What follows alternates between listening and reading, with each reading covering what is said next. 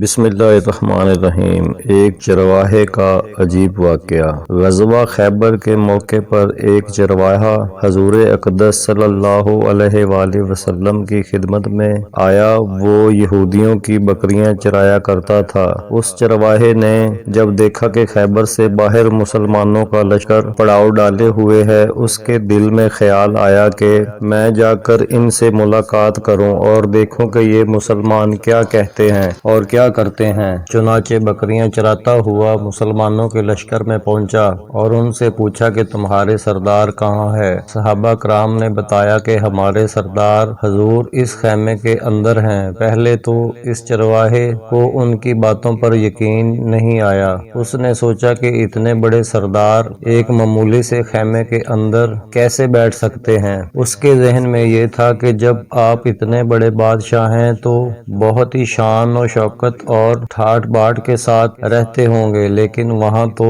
کھجور کے چوں کی چٹائی سے بنا ہوا خیمہ تھا۔ خیر، وہ اس خیمے کے اندر آپ سے ملاقات کے لیے داخل ہوا اور آپ سے ملاقات کی اور پوچھا کہ آپ کیا پیغام لے کر آئے ہیں اور کس بات کی دعوت دیتے ہیں۔ حضور اقدس صلی اللہ علیہ وآلہ وسلم نے اس کے سامنے اسلام اور ایمان کی دعوت رکھی اور اسلام کا پیغام دیا۔ اس نے اچھا سوچا کہ اگر میں اسلام کی دعوت قبول کر لوں تو میرا کیا انجام ہوگا اور کیا رتبہ ہوگا۔ حضور اقدس صلی اللہ علیہ وآلہ وسلم نے فرمایا کہ اسلام لانے کے بعد تم ہمارے بھائی بن جاؤ گے اور ہم تمہیں گلے سے لگائیں گے۔ اس چرواہے نے کہا کہ آپ مجھ سے مذاق کر رہے ہیں، میں کہاں اور آپ کہاں؟ میں ایک معمولی سا چرواہا ہوں اور میں ایک سیاہ فام انسان ہوں، میرے بدن سے بدبو آ رہی ہے،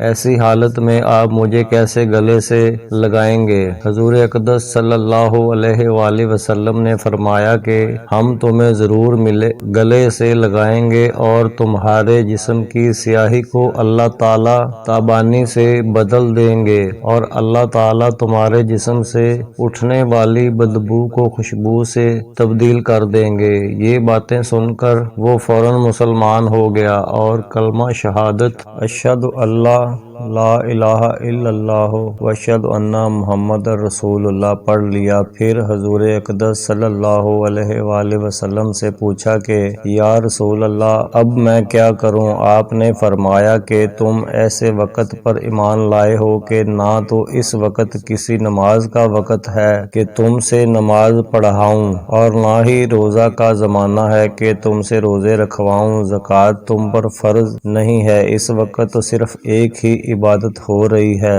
جو تلوار کی چھاؤں میں انجام دی جاتی ہے، وہ ہے جہاد فی سبیل اللہ۔ اس چرواہے نے کہا یا رسول اللہ صلی اللہ علیہ وآلہ وسلم، میں اس جہاد میں شامل ہو جاتا ہوں، لیکن جو شخص جہاد میں شامل ہوتا ہے اس کے لیے دو میں سے ایک صورت ہوتی ہے، یا غازی یا شہید۔ تو اگر میں اس جہاد میں شہید ہو جاؤں تو آپ میری کوئی ضمانت لیجئے۔ حضور اقدس صلی اللہ علیہ وآلہ وسلم نے فرمایا کہ میں اس بات کی ضمانت لیتا ہوں کہ اگر تم اس جہاد میں شہید ہو گئے تو اللہ تعالیٰ تمہیں جنت میں پہنچا دیں گے اور تمہارے جسم کی بدبو کو خوشبو سے تبدیل فرما دیں گے اور تمہارے چہرے کی سیاہی کو سفیدی میں تبدیل فرما دیں گے۔ چونکہ وہ چرواہا یہودیوں کی بکریاں چراتا ہوا وہاں پہنچا تھا، اس لیے حضور اقدس صلی اللہ علیہ وآلہ وسلم نے فرمایا کہ تم یہودیوں کی بکریاں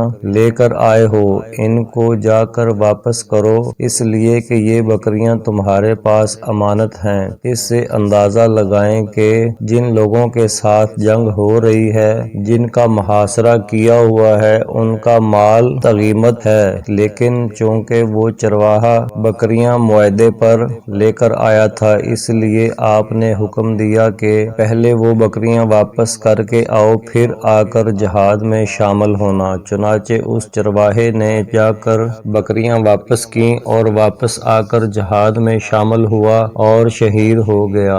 جب جنگ ختم ہو گئی تو حضور اقدس صلی اللہ علیہ وآلہ وسلم کا لشکر کا جائزہ لینے لگے۔